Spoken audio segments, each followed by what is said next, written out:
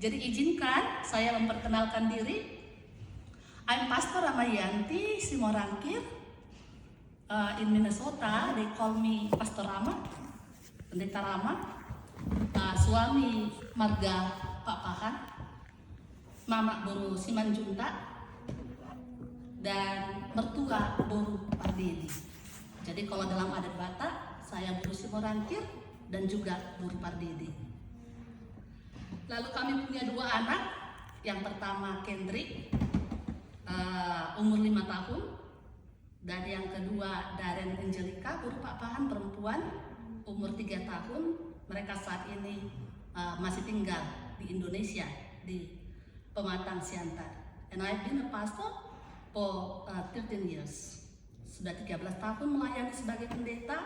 Pernah melayani, saya adalah pendeta dari Gereja HKI Kuria Kristen Indonesia, sama dengan pendeta pimpinan berada sejabat.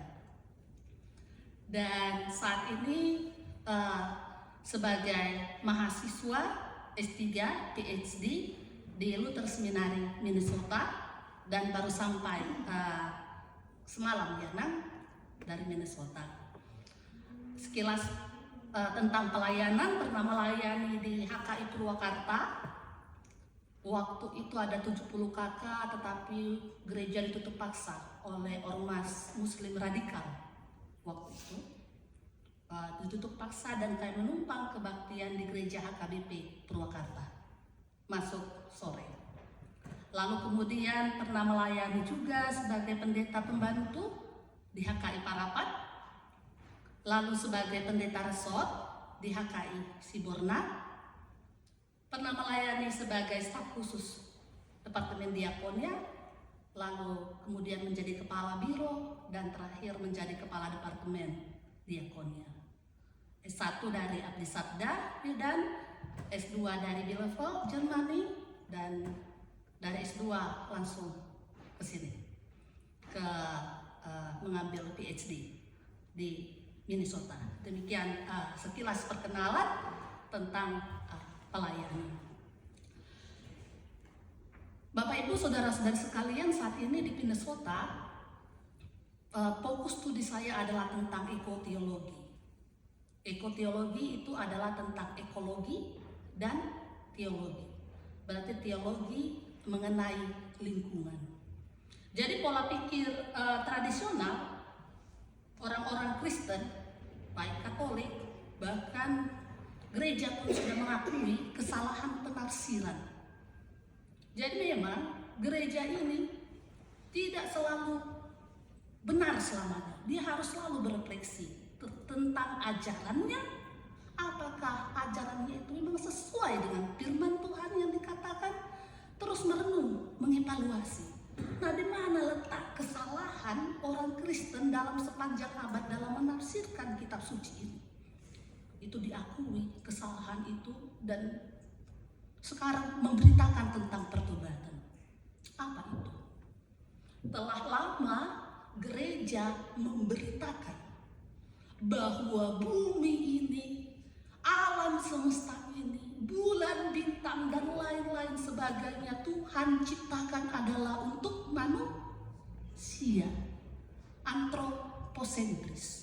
Semua penafsiran berfokus pada manusia itu adalah makhluk yang berharga, yang istimewa, yang luar biasa, yang menggambarkan gambar dan rupa Allah.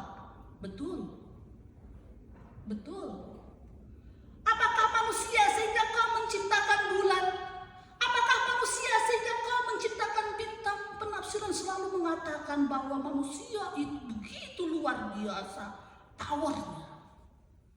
Lalu kemudian dari awal penafsirannya betul, tetapi lambat laudi, lamjauh makin jauh dari arti dan makna sebenarnya. Lalu berpikir bahwa manusia adalah wakil Allah di bumi ini. Ya betul, kita adalah stewards-nya, adalah kawan sekerja Allah. Tetapi kemudian kata dominion diartikan salah. Aku memberikan kuasa kepadamu atas burung-burung di udara, atas ikan-ikan di laut. Disalahartikanlah arti kuasa ini. di Indonesia. Ketika hutan diubah, ditebang menjadi sawit, dengan bangga mengatakan saya sudah mengalahkan hutan belantara. Ketika berhasil membunuh harimau, membunuh gajah, dengan bangga mengatakan bahwa saya sudah menunjukkan kuasa. Ada yang salah menafsirkan ini. Kemudian gereja berefleksi, apa sebenarnya arti kuasa itu? Apa sebenarnya arti dominion yang dimaksudkan itu? Apa sebenarnya arti power? Ternyata itu bukan tentang dominasi. Ternyata itu bukan tentang menaklukkan yang dalam pola pikir kita. Itu adalah tentang power. Allah memberikan kekuatan padamu untuk memelihara. Bukan abuse power, tetapi untuk empower. Sehingga ketika ada pertanyaan, who is my neighbor? Siapakah sesamamu? Teologi Kristen kemudian berefleksi, sesamaku bukan hanya manusia yang kulihat. Sesamaku bukan hanya tetanggaku. Sesamaku adalah juga makhluk-makhluk lain yang kehadirannya di bumi bukan hanya untuk manusia, tetapi ternyata adalah teosentris. Binatang diciptakan, bulan bintang diciptakan, manusia diciptakan bukan untuk manusia, tetapi untuk kemuliaan Allah. Lalu gereja berefleksi. Beratus-ratus tahun, mungkin dari awal benar, tetapi lambat laun oleh berbagai macam tantangan zaman, sifat manusia ini seringkali menyelewengkan ajaran. Perlu kita berefleksi.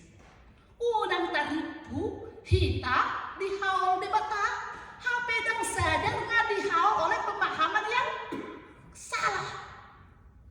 Bukan hanya gereja yang berefleksi, mengevaluasi masing-masing kita. Pola pikir yang ingin mendominasi. Makanya sekarang kalau ajaran-ajaran tentang ekologi, tentang ekoteologi itu selalu mengingatkan tentang integral. Bahwa semua itu saling terhubung. Bahwa di gereja ini yang paling benar bukan pendeta, bukan sintua, semua. Itu adalah bahwa bagaimana kehadiran teologi sebagai kompas. Kalau politik salah, politik itu gelap, maka gereja hadir membawa terang. Ya kan?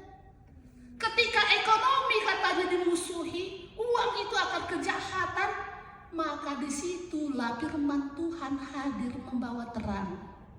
Agar ekonomi pun diarahkan ke jalan yang benar. Ketika dikatakan, ini bukan hanya perbandingan, tetapi firman Tuhan mengingatkan, all is connected. Semua saling terhubung. Semua saling mempengaruhi. Di antara kita di sini semua tidak ada yang lebih hebat daripada yang lain. Masing-masing memiliki kehebatannya. Jangan paksa ikan untuk berenang. Artinya adalah kenali dirimu. Jangan-jangan keahlianmu adalah berenang, bukan memanjat. Dan jangan mengukur orang berdasarkan standar kita. Semua itu saling terhubung. Jadi gereja berefleksi ke situ. Oh, Paus Prancis waktu itu mengatakan, ada Laudato Si, kami salah. Berani mengatakan, kami menolak penafsiran-penafsiran yang mengatakan ini tentang penafsiran-penafsiran yang salah. Nah, sekarang kembali kepada firman Tuhan ini. Temanya yang luar biasa pada saat ini adalah Allah yang membebaskan. Ini pun perlu hati-hati tentang arti kata membebaskan. Sebab ketika pembebasan itu dalam lingkup yang salah itu menjadi perbudakan. Tetapi ketika pembebasan itu dalam terang ilahi, itulah kebebasan yang sesungguhnya. Sebelum kita kepada teks ini, kita harus kembali dulu kepada latar belakang. Manusia diciptakan segambar dan serupa dengan Allah. Adam diciptakan dari debu tanah. Bahasa Ibrani-nya adalah Adamah. Adam itu berasal dari Adamah. Manusia itu berasal dari tanah. Itu yang mau dikatakan.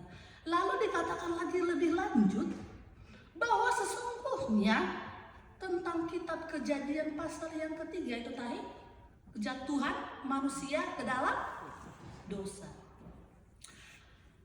Allah menciptakan manusia, dia bukan menciptakan robot yang harus dikatakan ini top, iya, dikatakan tidak, tetapi dia ingin manusia memuji, memuliakan dia dalam kebebasannya, dalam ketulusan hatinya.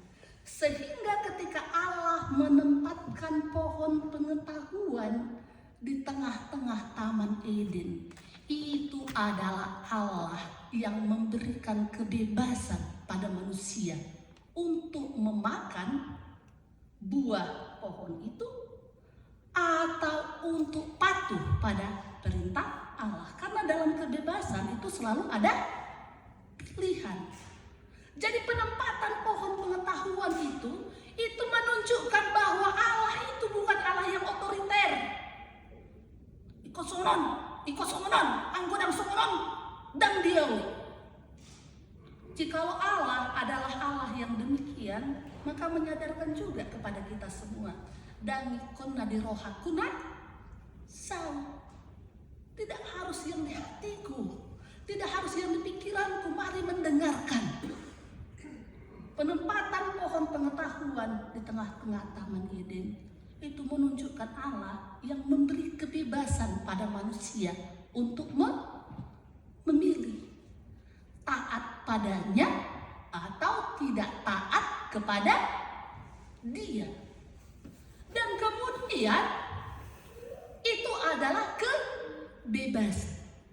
Ketika kebebasan yang diberikan oleh Allah itu disalahgunakan. Disalahgunakan adalah kebebasan yang tidak taat kepada Allah adalah kebebasan yang salah. Itu yang mau dikatakan. Kebebasan itu ternyata kebebasan yang sesungguhnya, kebebasan yang sejati ternyata adalah dalam terang ilahi. Patuh pada perintahnya. Jadi kebebasan itu bukan lambang daripada pemberontakan. Tidak. Aku bebas. Lomoku. Aku punya hak. Betul. Tetapi ketika hakmu kau salah gunakan, tidak dalam terang ilahi, akhirnya manusia menjadi budak dosa. Kebebasan kita hilang ketika kita tidak patuh, tidak dalam hidup terang firman Tuhan, tidak dalam terang ilahi. Hal yang luar biasa memang di Amerika ini adalah tentang kebebasannya, ya kan? Tetapi kita diingatkan pada khotbah hari ini, hai generasi muda yang di sana, hai kita yang di sini. Ketika kebebasanmu kau salah gunakan, kau mendengar bisikan-bisikan ular, sepertinya luar biasa ya. Iya. Mendengar bisikan-bisikan zaman, kita justru menjadi kehilangan kebebasan yang sesungguhnya. Tetapi walaupun demikian, ada juga penafsiran yang berbeda. Kalau kitab Kejadian pasal yang ketiga, ada yang menafsirkan itu kisah jatuhnya manusia ke dalam dosa. Tetapi dari segi penafsiran naratif, tidak selalu demikian. Itu adalah kisah mengenai bagaimana Allah mengizinkan ilmu pengetahuan masuk ke bumi. Jangan selalu memandang dari segi dosa. Allah bekerja dalam segala perkara mendatangkan kebaikan bagi orang percaya. Sehingga penafsiran yang salah mengatakan, tidak mak. Alkitab dong. Alkitab mengatakan bahwa kejatuhan manusia ke dalam dosa adalah karena perempuan. Perempuan itu mendengar bisikan ular itu. Akhirnya ikut-ikutanlah si Adam. Jatuhlah manusia ke dalam dosa. Ada yang menafsirkan demikian. Tetapi rupanya adalah penafsiran lebih dalam lagi dari sudut yang lain. Ketika Hawa memandang pohon pengetahuan itu, dia melihat itu bagian daripada analisis, ya kan? Melihat analisis situasi, situation analisis. Apa yang terjadi ketika dia menyentuh, itu bagian daripada observasi. Dan ketika dia menikmati, itu adalah bagian daripada dia merasakan. Ternyata dalam segi akademis itu adalah tahap-tahap daripada penelitian. Jadi dikatakan bahwa Hawa adalah sarjana pertama. Gitu. Jadi mungkin di satu sisi ada yang mengatakan seperti ini, di sisi lain mengatakan sebuah situasi jangan hanya melihat dari segi negatifnya saja. Apa yang kau alami kini, tantangan yang kau hadapi saat ini, kalau hanya dilihat dari segi negatifnya saja, jatuhlah. Tetapi kemudian teologi juga berefleksi bahwa dari kisah masuknya pengetahuan ke bumi itu mau mengatakan bahwa sains, pengetahuan itu adalah kendaraan, vehicles, dan teologi itu adalah kompas, mengarahkan. Jadi tidak ada yang salah ketika kita dikatakan kasihilah Tuhan Allahmu dengan segenap hatimu, dengan segenap akal budimu, dengan segenap kekuatanmu. Ternyata mengasihi Allah itu bukan hanya tentang berdoa. Mengasihi Allah ada tentang akal budi. Ketika belajar, ketika mau terus belajar mengetahui kebenaran yang sesungguhnya, itu adalah wujud nyata kasih pada Allah. Dengan segenap kekuatanmu adalah dengan tindakan. Berarti kasih itu bukan hanya tentang hati, tetapi juga hati, pikiran, dan tindakan. Bagaimana itu semua kemudian termanifestasi? Semua saling terhubung. Semua saling terhubung. Janganlah kau menghakimi. Itu yang mau dikatakan. Jadi Bapak Ibu, saudara-saudari sekalian, kembali kepada teks ini tentang pengutusan Musa. Kita tahu bahwa Allah berjanji kepada Abraham. Jadi Abraham berangkat dari Ur Kasdim menuju tanah Kanaan. Abraham sudah berada di tanah Kanaan. Lalu anaknya Ishak, lalu Esau dan Yakub. Singkat cerita, kita tahu bahwa keluarga Yakub ini sudah berada di tanah Kanaan. Dan Allah mengatakan kepada Abraham, yang kau pandang itu, sepanjang kau jauh memandang itu akan kuberikan kepada keturunan. Namun kisahnya, ketika mereka sudah sampai di tanah perjanjian itu, bapak-bapak Israel, Abraham, Ishak, dan Yakub, kemudian terjadi kecemburuan kepada si Yusuf, itu kan? Yusuf akhirnya dijual ke Mesir. Singkat cerita, terjadi kelaparan.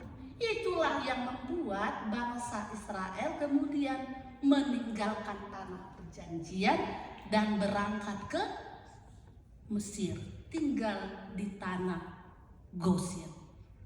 Bahkan dalam hal yang buruk sekalipun, dalam kisah yang buruk sekalipun di Alkitab, itu tetap Allah bekerja, menyatakan kebaikan bagi orang percaya. Hal yang luar biasa kan?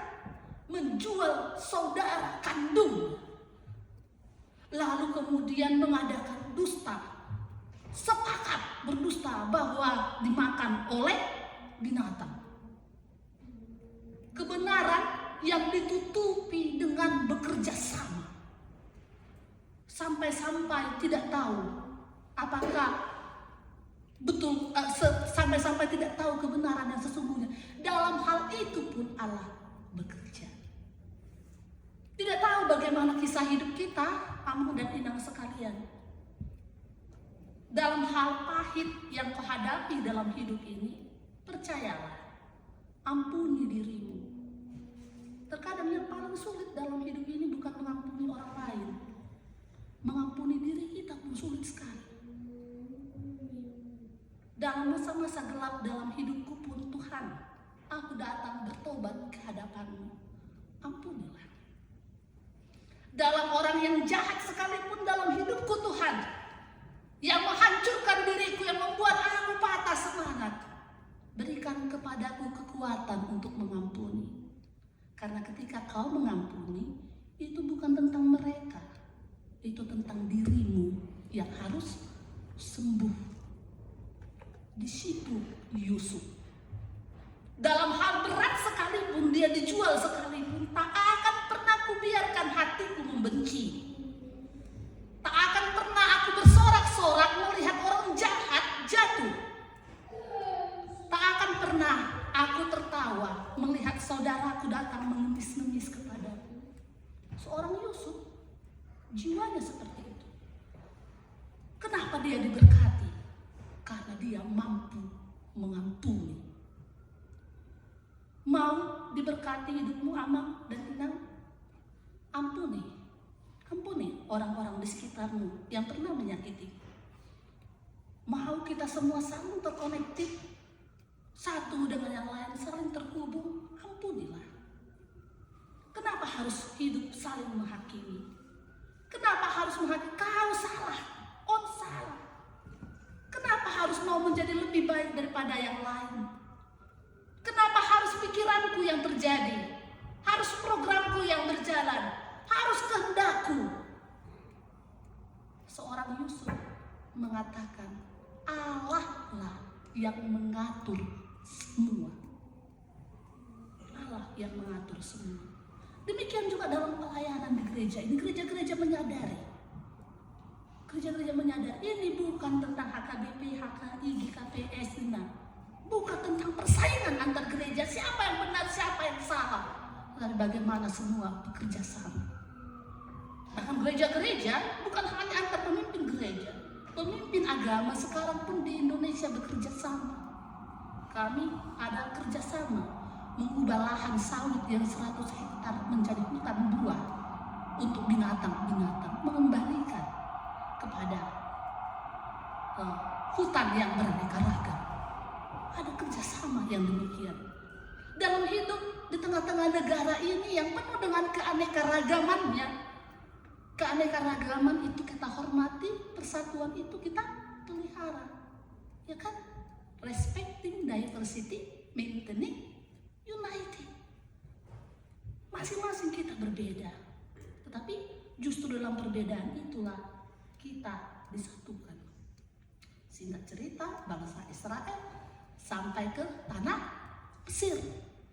Dan Yusuf itu adalah seorang yang disegani, seorang yang memiliki wibawa, seorang yang pernah dipakai Allah menyelamatkan dunia dari bencana kelaparan oleh hikmatnya.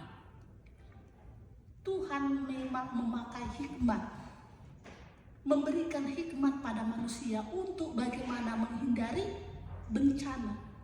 Karena itu berdoalah. Berdoalah untuk pemimpin bangsamu. Berdoalah untuk dunia ini. Tolong Tuhan berikan hikmat kepada kami bagaimana menghadapi situasi saat ini. Saat itu dunia terselamatkan oleh hikmat yang Tuhan berikan kepada Yusuf. Tetapi selambat laun bangsa Mesir melupakan itu. Mereka ketakutan. Israel kok semakin bertambah-tambah jumlahnya, sehingga kita nanti orang Mesir akan tersingkirkan, sehingga dilakukan pembatasan. Terjadilah perbudakan. Itulah yang menjadi latar belakang pengutusan Musa. Kita tahu Musa selalu menolak. Tuhan, unang mau dan maluau makatai. Jangan aku. Gak pintar aku bicara. Bagaimana aku menghadapi Firaun? Jangan aku. Selalu gemetar. Tapi Tuhan mengatakan, bukankah aku yang menciptakan lidah? Masih lagi menolak. Akhirnya Harun diutus. Saat ini pun Allah mengutus kita semua. Mengutus pemuda-pemudi. Mengutus kita semua untuk membebaskan diri dari perbudakan. Apa itu perbudakan zaman sekarang ini?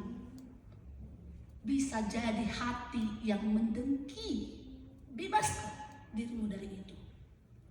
Bisa jadi sifat-sifat yang dikit-dikit cemburu, yang dikit-dikit sakit hati, yang dikit-dikit tersinggung. Bebaskan dirimu dari itu. Kenapa kau biarkan hidupmu dalam perbudakan? Allah memanggilmu, mengutusmu untuk membebaskan. Yang pertama adalah bebaskan dirimu. Bebaskan dirimu dari sakit hati, mungkin oleh keluarga besar.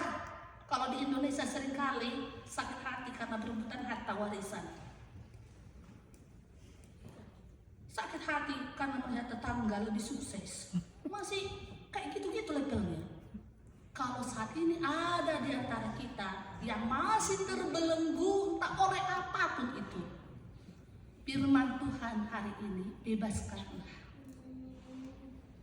bebaskanlah dirimu dari perbudakan. Lalu kemudian lihat kepada sekitar, bagaimana hubungan kita dengan sesama. Kalau saat ini kita masih susah menegur seseorang, songonon deui. Kalau masih dilandasi oleh yang seperti itu, kau belum bebas sesungguhnya. Ingat, kebebasan yang sesungguhnya adalah ketika dalam terang ilahi. Akulah Tuhan. Tuhan itu Yahweh. Yahweh itu artinya yang ada. Aku itu ada. Aku itu bukan sesuatu yang tiada. Ketika dikatakan akulah Tuhan, aku itu ada. Sekalipun mungkin tak bisa kau buktikan dengan ilmu pengetahuanmu, sekalipun tak bisa kau buktikan, tak bisa kau lihat dengan matamu, tak bisa kau rasakan, tetapi ketika dikatakan akulah Tuhan, itu arti sesungguhnya aku adalah yang ada. Aku itu ada. Bebaskan diri dari diri sendiri dan juga dari hubungan dengan sesama. Lebih luas lagi, terus diajak. Bahkan dari persekutuan, jikalau ada yang merusak. Bahkan dari negara ini, orang-orang Kristen itu dipanggil untuk membebaskan. Firaun adalah simbol penindasan. Kenapa? Iri hati, ya kan? Dia simbol daripada penindasan. Tak rela membiarkan orang memuji menyembah Allahnya dikejar. Satu laut mati, sampai mati ibarat. Dia mati oleh keegoisannya, dia mati oleh perbudakan dalam dirinya, oleh penindasannya. Kemudian Allah menunjukkan tanda-tanda mujizat. dalam hidupmu, mungkin engkau pernah seperti bangsa Israel yang berada di tepi laut Teberau. Ke belakang kulihat ada tentara Firaun mengejar. Ke sekitar kulihat seakan tak ada jalan keluar. Ini kan tiki ketika bangsa Israel mau menyeberangi laut Teberau. Ada kadang kita ketika memutnya situasi ini, dia doh, di manakah jalan keluar atas persoalan hidupku ini? Di belakangku ada itu, kiri kananku, di manakah jalan keluar? Berseru kepada Tuhan. Ada tongkat di tanganmu yang bisa kau arahkan dalam imanmu. Sekalipun tidak ada jalan, Tuhan sanggup membuka jalan baru. Laut Teberau pun dibelah. Kau yang pada saat ini mungkin sedang dalam berbagai tekanan, firman Tuhan juga mengingatkan, berseru dan datang pada Tuhan. Sesungguhnya pikiranmu pun akan dibuka olehnya, oleh hikmat Tuhan untuk melihat jalan itu. Ada selalu jalan di dalam Tuhan. Lalu kemudian firman Tuhan ini juga mengingatkan kita tentang Lutheran yang sesungguhnya. Ini kan gereja HKBP terkenal sebagai gereja Lutheran yang besar. Ada 13 gereja Lutheran di Indonesia. HKI, HKBP salah satunya. Itu Lutheran adalah Lutheran identity is about liberty. Tentang bagaimana membangun jembatan antara satu dengan yang lain. Jadi firman Tuhan hari ini memang tentang Allah yang membebaskan, tetapi mengingatkan bebas itu bukan berarti terpisah. Bebas itu terconnected, satu dengan yang lainnya. Firman Tuhan pada saat ini mengingatkan kita, Allah mendengar, Allah melihat, dan Allah berjanji ketika kau datang kepadanya, tetap hidup taat kepada Dia. Dalam terang ilahi, dalam hikmat ilahi, tak akan pernah Allah biarkan kita sendirian. Biarlah firman Tuhan ini menjadi berita pembebasan bagi kita semua. Biarlah firman Tuhan ini mengarahkan anak-anak kita bahwa di tengah-tengah kebebasan yang ditawarkan oleh dunia, kebebasan yang sejati hanyalah di dalam ilahi. Amin. Kita berdoa. Allah Bapa yang kami puji dan kami sembah di dalam Yesus Kristus, jangan biarkan kami Tuhan hanya mengandalkan pikiran kami sendiri, mengandalkan diri kami sendiri, tetapi biarlah kami mengandalkan Tuhan. Kami mohon kepadamu, berikanlah hikmat kepada kami untuk memahami kehendak Tuhan.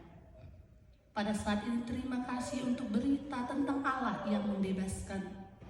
Kami mohon kepadamu ya Tuhan, berkatilah setiap jemaat-Mu. Mampukan mereka membebaskan diri dari belenggu pribadi, dari sifat-sifat yang tidak sesuai dengan kehendak Tuhan. Bebaskanlah kami dari sikap iri hati dan benci. Bebaskanlah kami dari keinginan untuk terus mau menghakimi dan membenarkan diri sendiri. Bebaskanlah kami yang terkadang menganggap diri lebih benar dan susah untuk membangun jejaring dengan yang lain. Bebaskan kami ya Tuhan dari rasa sakit hati kepada sesama kami. Dan jadikanlah kami sebagai agen-agen pembebasan yang memberitakan pembebasan yang sesungguhnya di tengah-tengah negara ini. Jangan biarkan negara ini Tuhan menjadi negara yang hidup dalam kebebasan yang salah. Tetapi biarlah kebebasan itu menjadi kebebasan yang hidup dalam tuntutan Allah. Pakai kami ya Tuhan, pakai kami umat-Mu, dan biarlah berkat-Mu terus mengalir di dalam kehidupan kami. Dalam nama Yesus Kristus, Juru Selamat kami yang hidup, kami berdoa. Amin.